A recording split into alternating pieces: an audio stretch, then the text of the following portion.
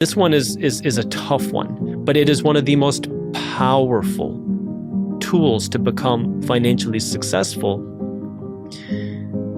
Let's say now you make $50,000 a year and you start to watch some financial education content on YouTube and you're like, oh, wow, I like this idea to invest my money. And you become extremely aggressive and you find a way to live off of $40,000 and invest $10,000 a year.